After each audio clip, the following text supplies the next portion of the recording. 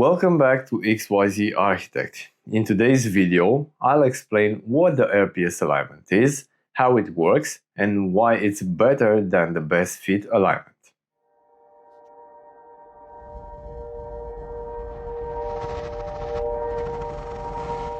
RPS stands for Reference Point System. It's a type of alignment used in 3D metrology to align a measured part with the CAD model of a component or assembly based not on surfaces or best fit logic, but on defined fixed points. Let's first check the technical drawing. Here's where we should find all the information we need to build the RPS alignment.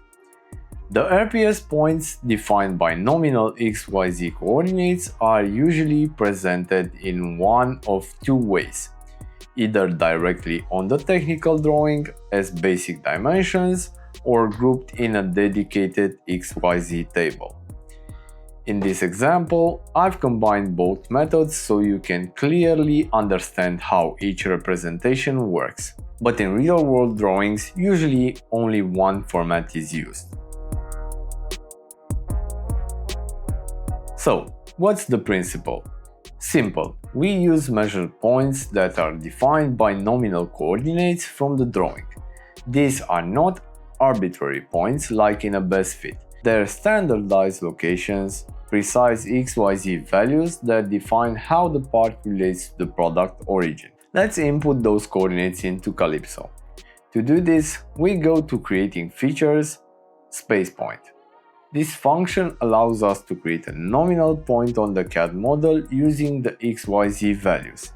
What it actually does, it calculates the normal vector of that point in relation to both the CAD origin and the CAD surface the coordinates refers to. But keep in mind, this method only works correctly if the CAD model's origin matches the one defined on the technical drawing. If they don't match, your points will not match. Once all your points are created, always verify that the nominal values match exactly what's on the drawing. Sometimes you may be off by a few hundred of millimeters, especially if the point wasn't snapped perfectly. So take a moment to double check and correct if necessary.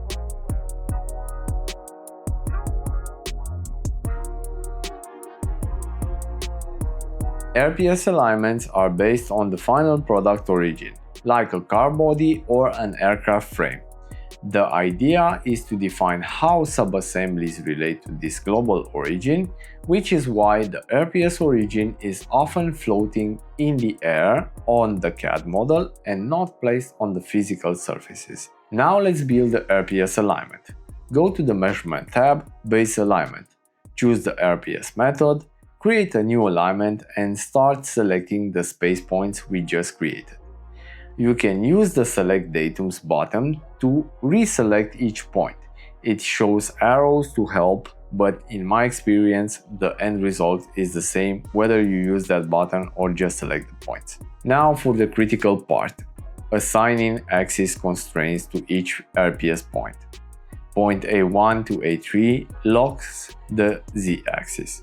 Points B1 and B2 locks the y-axis, and point C1 locks the x-axis. This is similar to a 3-to-1 alignment, where 3 points define a plane, 2 points define a line, and 1 final point locks the last axis. In this example, the distribution isn't perfect.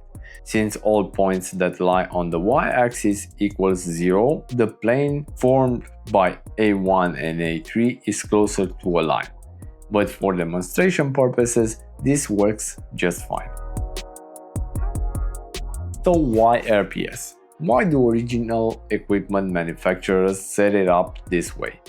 Because they need consistency. OEMs, subcontractors, and QA teams all need to align parts the same way to ensure accuracy throughout the production chain. This shared alignment system allows for traceable, repeatable measurements across companies, plants, and even countries. Don't forget, RPS alignment must be looped. Go to the iterative alignment settings. I'll set a delta of 0.05 mm and a maximum of 5 loops. This should be enough.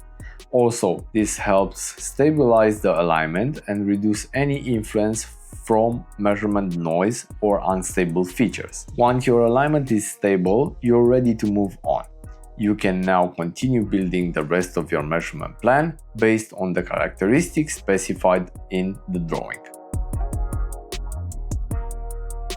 RPS alignment is used when we want to precisely position a part in space, limit the 6 degrees of freedom with the 3-to-1 rule for fixed components, and unrestricted degrees of freedom for motion-related parts like hinges or sliders. And just like with any alignment, the features you use must be stable and preferably aligned with the vehicle's coordinate system. Don't use flexible or uncertain geometry. And now you know what RPS alignment is and how to create it in Zeiss Calypso. One last bit of trivia: this method originated in the automotive industry and more specifically from the manufacturer Porsche. If this helped you out, give it a like, say thanks to support my work, and consider subscribing for more practical metrology content. Until next time, stay precise.